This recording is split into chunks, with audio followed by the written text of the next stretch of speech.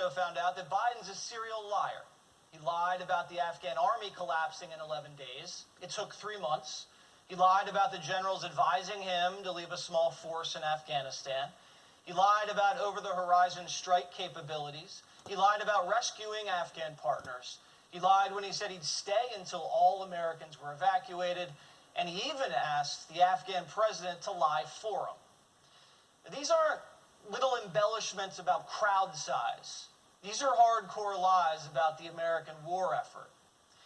So after this catastrophe, who's being held accountable? These 2 U.S. service members are paying the price. Look, number one, Lieutenant Colonel Stuart Scheller was locked up earlier this week at Camp Lejeune after he blasted military leaders for the botched exit on social media that went viral. Listen. Did any of you throw your rank on the table and say, hey, it's a bad idea to evacuate Bagram Airfield, a strategic air base, before we evacuate everyone? Did anyone do that? And when you didn't think to do that, did anyone raise their hand and say, we completely messed this up? Potentially all those people did die in vain if we don't have senior leaders that own up and raise their hand and say, we did not do this well in the end. I demand accountability. Scheller's in the brig. His hearing is now delayed, and he's not charged yet. But he could face these potential charges: conduct unbecoming an officer, contempt towards officials, disobeying a senior officer, and failure to obey an order or regulation.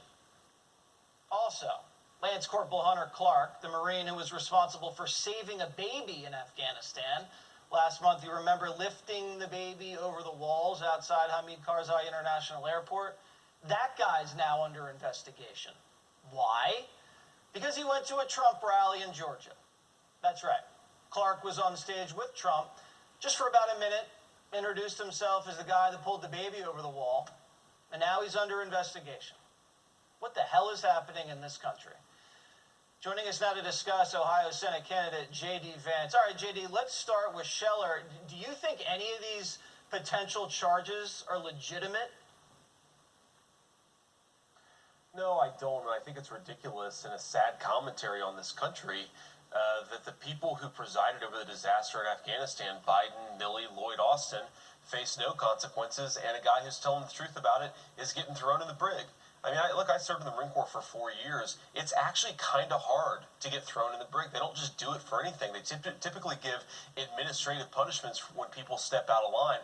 The fact that they're throwing him in the brig, I think makes him a political prisoner. They're trying to set an example from a guy saying, if you speak the truth, if you actually tell the honest story about what happened in Afghanistan, we're going to come after you. And that message is loud and clear. I don't think they can keep him there for that much longer. The more the American people hear about this, the more outraged they are. And I know there's a lot of Republicans on Capitol Hill demanding this guy get let out. Now, this other guy, you can't go to a Trump rally if you serve in the U.S. Armed Forces, J.D. Vance. That's somehow conduct that the Army looks down upon. This guy rescued babies in Afghanistan. He can't go to a political rally while, I don't know, these days in the military you could do all kinds of crazy stuff with your hair. You can say all this crazy woke stuff. No, that's fine. You go to a Trump rally, I'm sorry, you're going to have to take a walk. Yeah, absolutely. Look, being too political is Mark Milley sitting before Congress and talking about the joke of white rage in our military.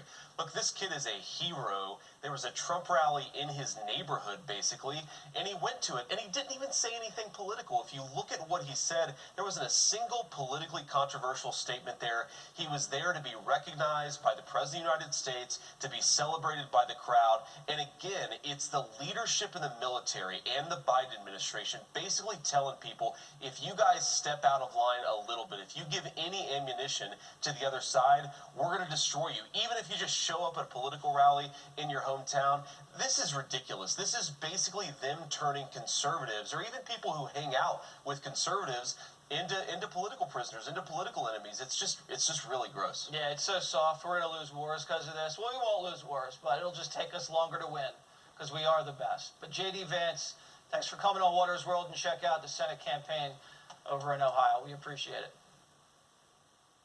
Thank you.